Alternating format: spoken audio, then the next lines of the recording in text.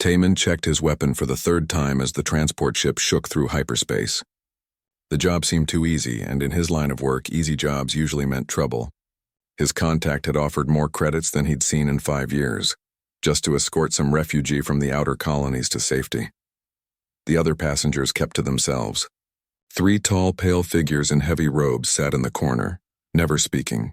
Their escort, a woman who called herself Hana, wore a dirty cloak that hid her face. She was small, maybe reaching his shoulder, but something about the way she moved told him she wasn't ordinary. "Storm coming through," called Captain Dongwu from the cockpit. "Might get rough." Taemin had served with Dongwu during the border wars. The captain was one of the few people he trusted completely. If Dongwu said this job was worth taking, it probably was. The ship lurched suddenly, throwing everyone forward. But this wasn't storm turbulence. Taemin knew the feeling of weapons fire.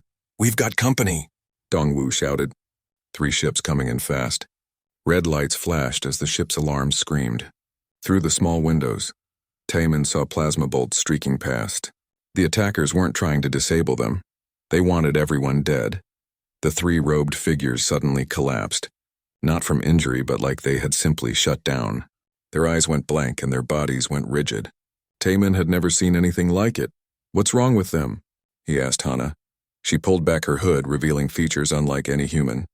Her skin had a slight blue tint and her eyes were larger than normal, a deep purple color. But her face was filled with terror. "They're Valthorans," she said. "When they get scared or stressed, their minds shut down to protect them. It's how we survive danger. We?" Before she could answer, the ship shuddered under a direct hit. Sparks flew from the control panels and smoke filled the cabin. "Taemin," Dongwu called. "I can't shake them." "We're going down!" The ship spun wildly as it crashed into the surface of a small moon. Metal screamed and twisted around them. When everything finally stopped, Taemin tasted blood in his mouth and felt pain in his ribs. The 3 Valthorans were still unconscious. Hana was awake but barely moving. Through the broken hull, he could see armed figures approaching, at least 50 of them. "Can you move?" he asked Hana. I think so." "Good, stay behind me." Taemin grabbed his rifle and checked his ammunition. 50 against 1. He'd faced worse odds before, but never while protecting someone who couldn't fight back. The attackers wore black armor and carried military-grade weapons. As they got closer, he heard them talking about killing witnesses and collecting proof of the job. "Rebels," Hana whispered. "They want me dead." "Who are you really?" "Princess Hana of the Veltharan Empire." Taemin felt his blood run cold. He wasn't just protecting a refugee. He was protecting the heir to one of the galaxy's most powerful civilizations. The first attacker appeared at the hole in the ship's hull. Taemin shot him twice in the chest before he could raise his weapon. The man fell, but more were coming. What happened next would be talked about across the galaxy for years. As the rebels poured into the crashed ship, Taemin did something that no Valtharan could understand. He got angrier as things got worse. A plasma bolt burned through his shoulder. Instead of slowing down, he used the pain to stay focused. Another shot cracked 2 of his ribs. He kept fighting, using the ship's broken metal as cover and weapons. The rebels had expected to find helpless aliens. Instead, they found a human who refused to die. Taemin moved through the wreckage like a ghost, appearing behind enemies and disappearing before they could return fire. When his rifle ran out of ammunition, he picked up rebel weapons. When those broke, he used pieces of metal from the ship. When a rebel got too close, he fought with his hands and feet, using techniques learned in a dozen different wars. The rebels began to panic. Their target was supposed to be easy to kill, protected only by aliens who shut down under stress. Nobody had told them about the human. "Fall back! Fall back!" their leader screamed, but Taemin wasn't done. He followed them out of the ship, hunting them across the rocky ground. His broken ribs made every breath painful, but he pushed the pain away. The princess was depending on him. By the time the sun set, 43 rebels lay dead around the crash site. The survivors had fled, leaving their weapons behind. Taemin stumbled back to the ship, bleeding from a dozen wounds. Princess Hana was awake, staring at him with amazement and something else. Maybe fear, maybe respect. "You're hurt," she said. "I'll live." Taemin sat down heavily, finally letting exhaustion take hold. "Are you okay?" "I'm fine, but you? You just fought off 50 armed soldiers." While injured, How is that possible? Taman shrugged, which made his ribs hurt worse. I'm human. We don't know when to quit. Hana moved closer, studying his wounds with those strange purple eyes. In my culture, when someone saves the life of a royal family member, it creates a bond. A debt that can only be repaid with the highest honors. I don't need honors. I just need to get you somewhere safe. You don't understand. What you did today, no Valtheran could have done. When we're in danger, our bodies shut down. We become helpless. But you became more dangerous when things got worse.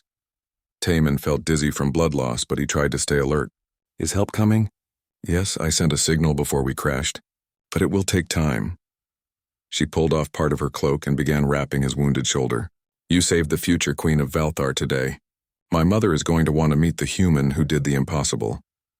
As consciousness slipped away, Taman wondered what he had gotten himself into. He'd thought this was just another escort job. Instead, he'd apparently started something that would change his life forever. The last thing he heard before passing out was Princess Hana speaking softly into a communication device. Mother, I'm alive. And you're not going to believe what the human did. 3 days later, Taman woke up in the most advanced medical facility he'd ever seen. The walls seemed to glow with soft light, and machines he couldn't identify monitored his vital signs. His shoulder was completely healed and the pain in his ribs was gone. A tall Valtheran in white robes stood nearby, studying readings on a floating display. Remarkable, the doctor said in accented but clear human speech. Your body began healing itself even while you were still fighting. We've never seen anything like it. Where am I? The Royal Medical Center on Velthar Prime. You've been unconscious for 3 days while we repaired the damage. Tamin sat up slowly. Through a large window, he could see a city that stretched beyond the horizon.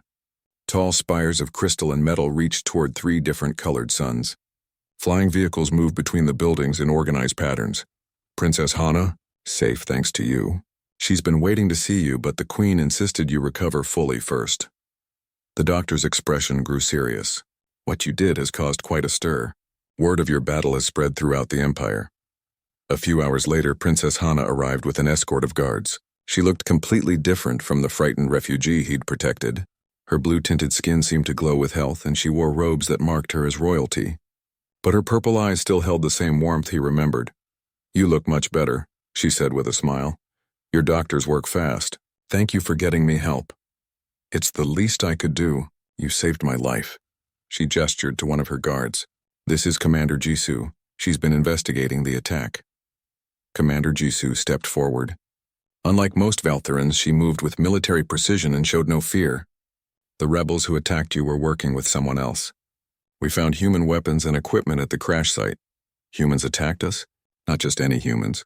We believe they were working for the hegemony. Taman felt his blood turn cold. The hegemony was humanity's oldest enemy. A group of worlds that wanted to conquer everything they could reach. If they were involved, this was much bigger than a simple rebellion. Why would they want to kill the princess? Because, said a new voice, they want to destroy our empire. Everyone in the room immediately bowed. Taman turned to see the most impressive being he'd ever encountered. Queen Mirai was tall even for a Valtheran, with silver hair that seemed to move in an unfelt breeze. Her eyes were the same purple as her daughter's, but filled with centuries of wisdom and power. Your Majesty, Princess Hana said, this is Taman, the human who saved me. Queen Mirai studied him with those ancient eyes. When she spoke, her voice carried absolute authority. Rise, Taman of Earth. You have done something that will be remembered for 1,000 years. Taman stood, feeling awkward in his simple clothes among all the royal finery. I was just doing my job. Your Majesty, your job was to escort a refugee. You chose to die before letting my daughter be harmed. There is a difference. A man stepped forward from behind the Queen. Unlike the Valtherans, he was clearly human, wearing the formal clothes of a diplomat. I'm Wu Jin, the human ambassador to Velthar. I've been translating the reports of what you did. He shook his head in amazement. 50 armed rebels, and you killed most of them while wounded. The Valtheran military is calling it impossible. Queen Mirai moved closer to Taman. Despite her impressive presence, he could see curiosity in her expression. Tell me, human, how did you continue fighting when any rational being would have surrendered? Taman thought about the question. I don't know, Your Majesty. I just couldn't let them hurt her. The more dangerous things got, the more determined I became. This is what I find fascinating about your species. You become stronger when faced with overwhelming odds. She turned to her daughter. Hana, show him. Princess Hana nodded and closed her eyes. Suddenly, she collapsed to the floor, her body rigid and unmoving. This is our survival response, Queen Mirai explained as guards gently lifted the princess. When faced with extreme stress or danger, our minds shut down to protect us. We become completely helpless until the threat passes. Princess Hana's eyes opened and she stood up, looking embarrassed. It's why we need technology and allies to fight our wars.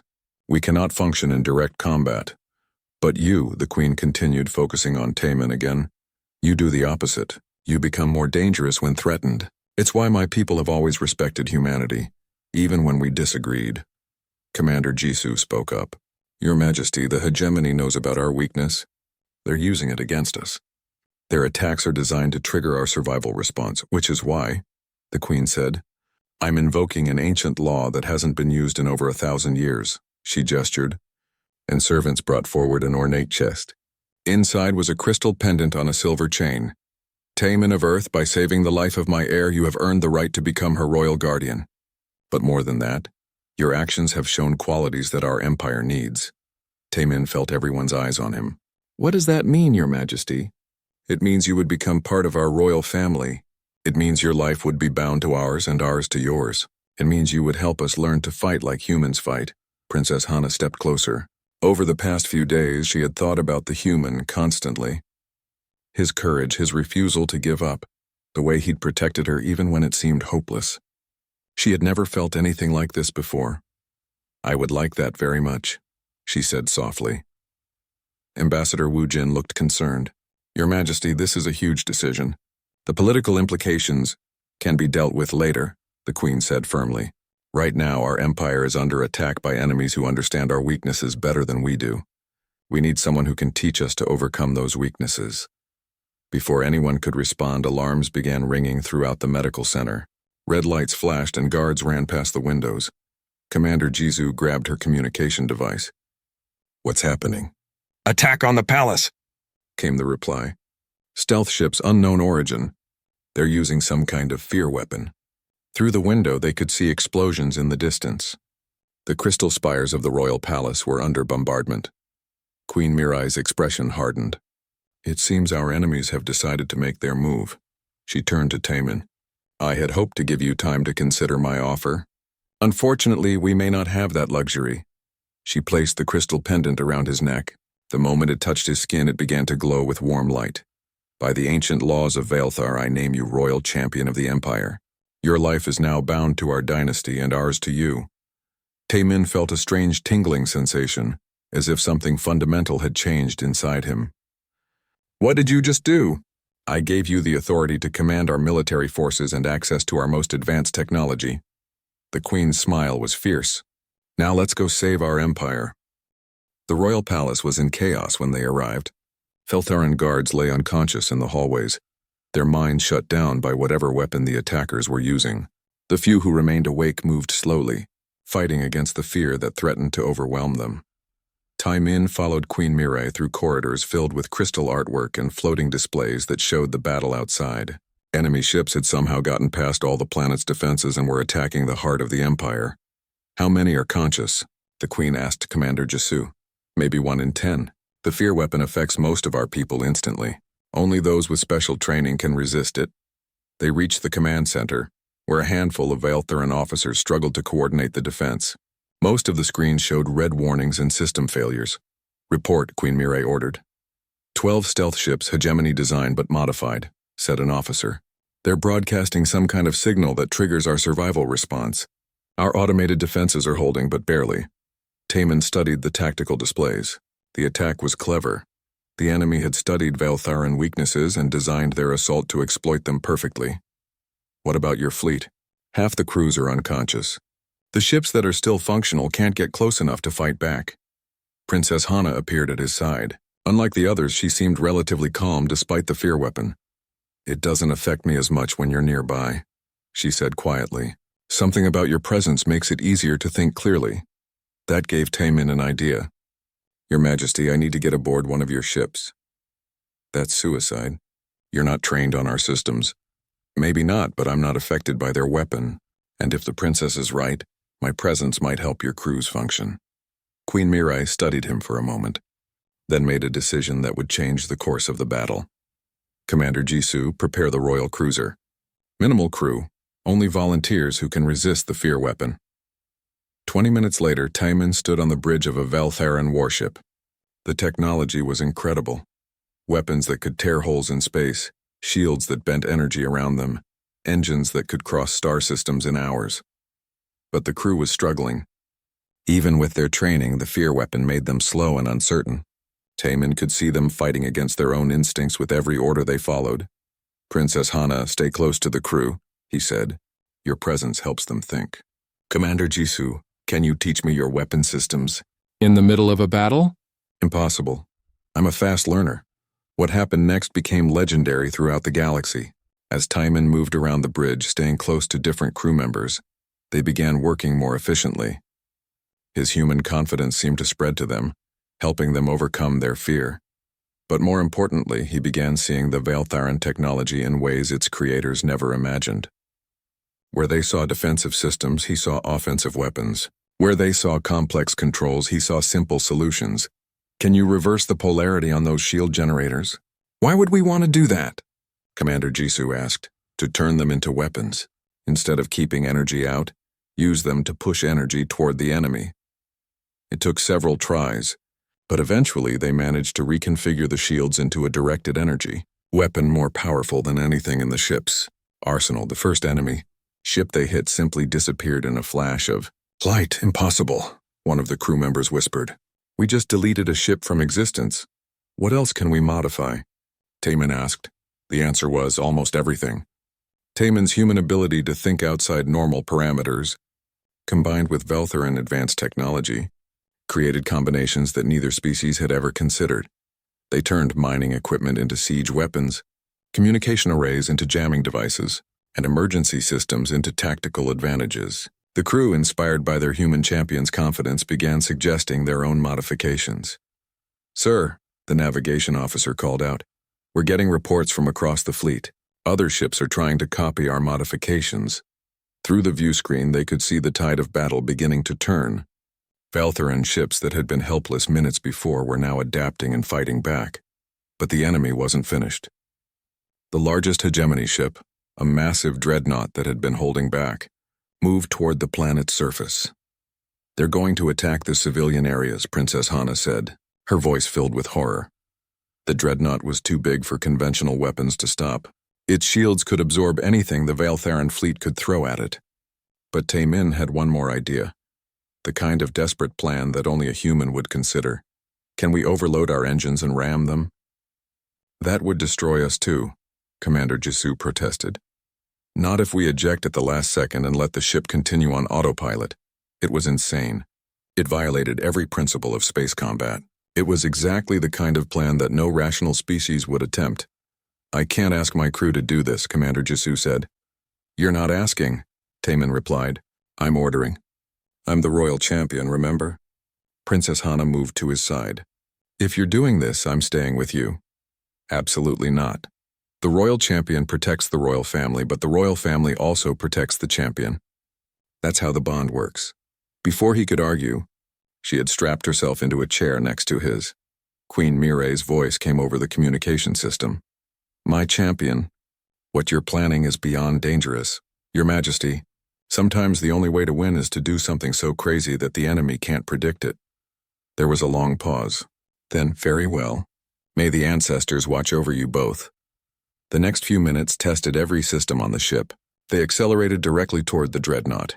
Engines pushed beyond safe limits. The hegemony ship tried to turn away, but it was too massive to avoid the collision. At the last possible moment, Taemin activated the emergency teleporter, beaming himself and Princess Hana to a rescue ship. Their cruiser continued on, striking the dreadnought with the force of a small asteroid. The explosion lit up the entire system. When the light faded, both ships were gone. Did we get them? Taemin asked weakly. The teleportation had left him disoriented. Look. Princess Hana pointed out the window of the rescue ship. The remaining hegemony ships were retreating. Without their command vessel, Their coordinated attack had fallen apart. The fear weapon stopped broadcasting and across the planet. Feltheran defenders began waking up. "We did it," she said, then threw her arms around him. Taemin held her close, finally allowing himself to feel the exhaustion and relief. They had won, but he had a feeling this was just the beginning. Queen Mireille's voice came over the ship's communication system again. "My champion, you have saved not just my daughter, but my entire empire. When you return, we need to discuss your future, and the future of our alliance." As their rescue ship headed back toward the capital, Taemin wondered what the Queen had in mind. He'd gone from a simple mercenary to a royal champion in less than a week. What would happen next? Taemin woke up in the Royal Medical Center again, but this time he wasn't alone. Queen Mireille sat in a chair beside his bed, reading reports on a floating display. She wasn't wearing her ceremonial robes. Instead, she looked almost normal in simple clothes that made her seem more like a person than a ruler. "How long was I out this time?" 2 days. "The doctors say you pushed your body beyond its limits during the battle." She set aside her display and looked at him with those ancient purple eyes. "How do you feel?" "Tired, confused, like my life has been turned upside down." Queen Mireille smiled, and for the first time he saw warmth in her expression instead of royal authority. "That's understandable. A week ago you were a mercenary taking escort jobs. Now you're the most famous human in the galaxy." "Famous?" "The battle is being called the Miracle of Velthar Prime. Military strategists from a dozen species are trying to figure out how you turned a defeat into victory. Your tactical innovations are being studied in academies across the Empire." Taemin sat up slowly. Through the window, he could see the city rebuilding. Construction crews were repairing damaged buildings while new defense installations were being built. "Is Princess Hana okay?" "She's fine. She's been here every day, but I asked her to give us some privacy today." The Queen moved her chair closer to his bed. "We need to talk about your future." "My future?" "The Royal Champion bond is more complex than I explained before. When I placed that pendant around your neck, I linked your life force to our royal family. You can sense our emotions, our health, our location, and we can sense yours." Taemin touched the crystal pendant, which still glowed softly against his chest. "That's why Princess Hana could resist the fear weapon when I was nearby." "Exactly. But there's more. Over the past few days, I've been feeling something I haven't experienced in over 3 centuries. "What?" Queen Mireille stood and walked to the window, looking out at her capital city. When she spoke, her voice was softer than he'd ever heard it. "I've been alive for over 800 years, Taemin. I've been queen for 3 centuries. In all that time, I've never allowed myself to feel anything beyond duty to my people. Your Majesty, please just listen. When I watched you sacrifice everything to save my daughter, something changed inside me. When I saw you risk your life again to save my empire, it changed even more." She turned back to face him, and he could see tears in her eyes. "I've spent centuries being the perfect queen, making decisions based only on logic and necessity. But you make decisions based on what's right, regardless of the cost. You've reminded me what it feels like to truly care about someone." Taemin felt his heart racing. "Your Majesty, I don't understand. I'm trying to tell you that I love you." The words hung in the air between them.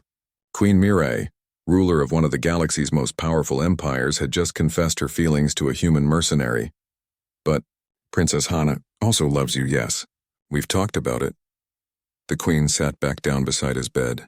In Veltheran culture, it's not uncommon for family members to share affection for the same person. What matters is that the feelings are genuine and mutual. This is all happening too fast. I know, and I know it seems impossible, but the Royal Champion bond doesn't lie. You feel something for both of us, don't you?" Taemin couldn't deny it. Over the past week, he'd developed deep feelings for both women. Princess Hana's courage and kindness had touched his heart. But Queen Mireille's strength and wisdom had affected him just as deeply. "What about your people? Won't they object to their queen being with a human?" "Some will. But the ancient laws are clear. A royal champion who proves worthy in battle can be elevated to any status the ruling monarch chooses." Before Taemin could respond, alarms began ringing throughout the medical center. Commander Jisoo burst into the room with several guards. "Your Majesty, we have a problem. The High Council is meeting in emergency session. They're calling for your removal from the throne." "On what grounds?" "They claim your feelings for the human have compromised your judgment. They're saying you're unfit to rule." Queen Mireille's expression hardened back into royal authority. Have Captain Dongwu and Ambassador Wu Jin arrived? Yes, Your Majesty, along with a delegation from Earth. Good. What about the military? Loyal to you completely. The innovations Timon introduced have made us stronger than ever, but the Council controls much of our civilian government. Taemin started to get out of bed. I should leave. My presence is causing problems for your empire. Absolutely not. Queen Mireille's voice carried absolute finality. You are my royal champion. You belong here. Princess Hana entered the room looking worried. Mother, I just heard about the council meeting. What are we going to do? We're going to remind them who rules this empire. The queen stood and began pacing. How much support does the council have? Maybe 40% of the noble houses. They're scared of change. And the common people? Love Taemin. They're calling him the savior of Valthar. Commander Jisoo smiled grimly. The citizens don't care about political traditions. They care about results. Queen Mireille stopped, pacing, and looked at Taemin with an expression he was beginning to recognize, the look she got when making important decisions. There's one way to settle this permanently, but it's risky.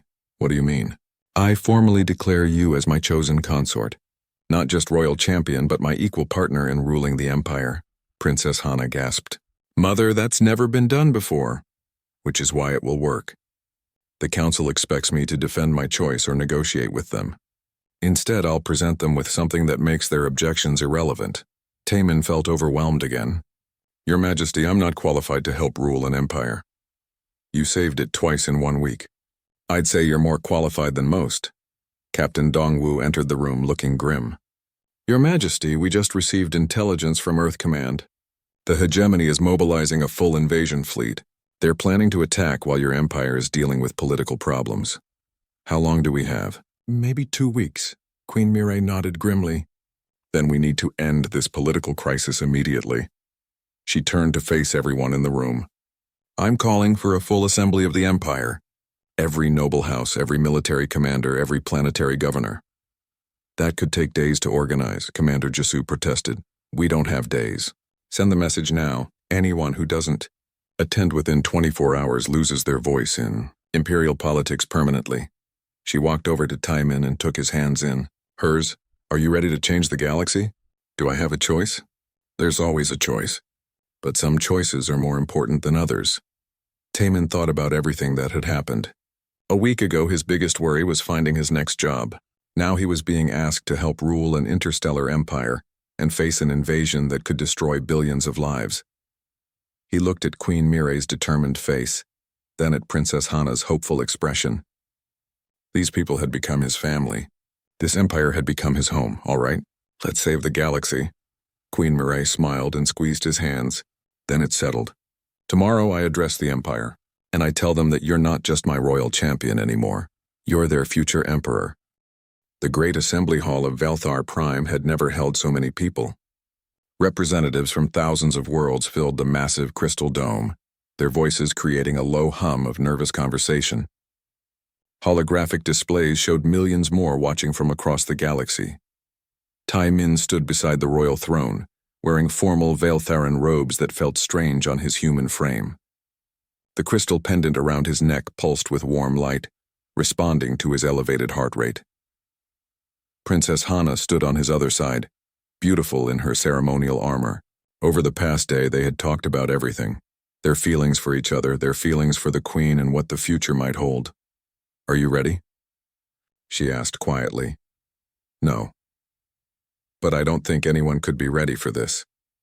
Queen Mireille entered the hall, and the assembled crowd fell silent. She wore the crown of stars, an ancient artifact that seemed to contain actual starlight. Her presence filled the enormous space with quiet authority. She took her place on the throne and activated the communication systems that would carry her words to every corner of the empire. Citizens of Valthar, noble houses, military commanders, and planetary governors. I speak to you today about the future of our civilization. The Queen's voice echoed through the hall and across space to billions of listeners. 1 week ago, our empire faced destruction. Enemies who understood our weaknesses attacked when we were most vulnerable. They should have won. Murmurs rippled through the crowd.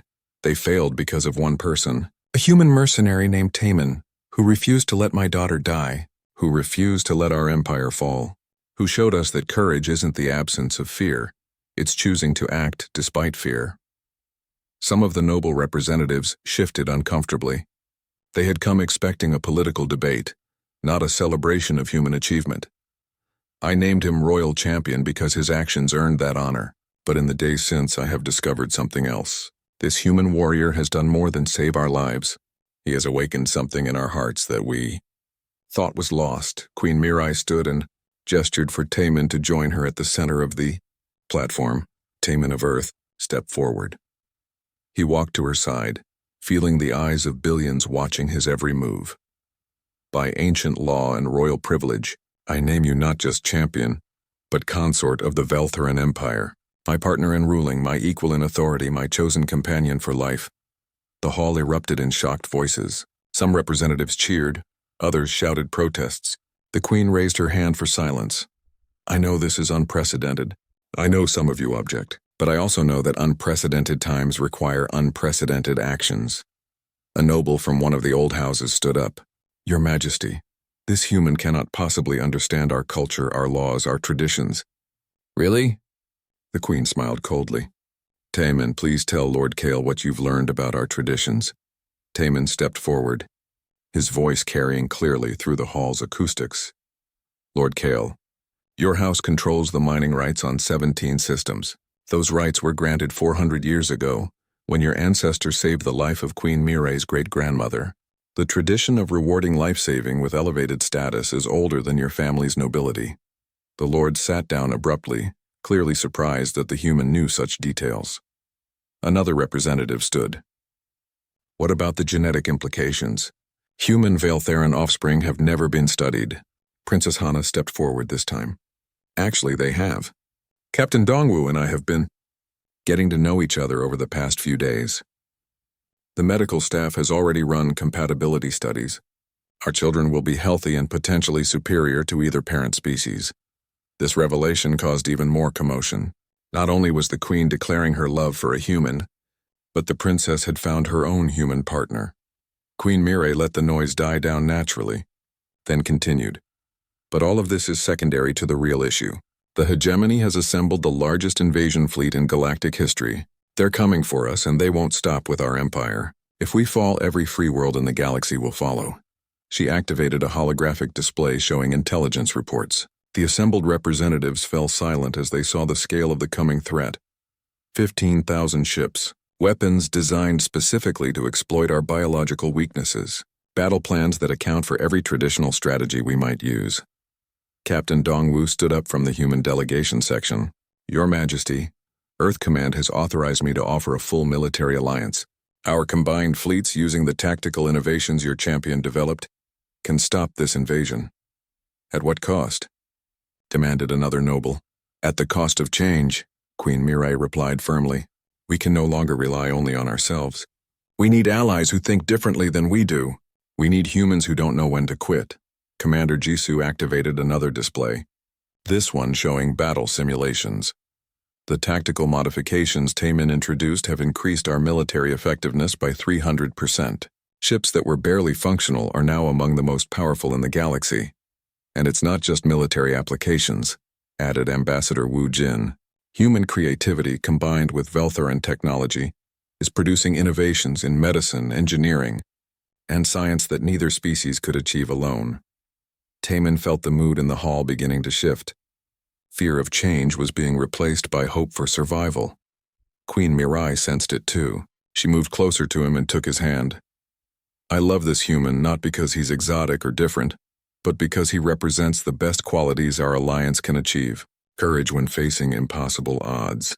Creativity when traditional solutions fail. Loyalty that transcends species barriers. She turned to address the entire assembly.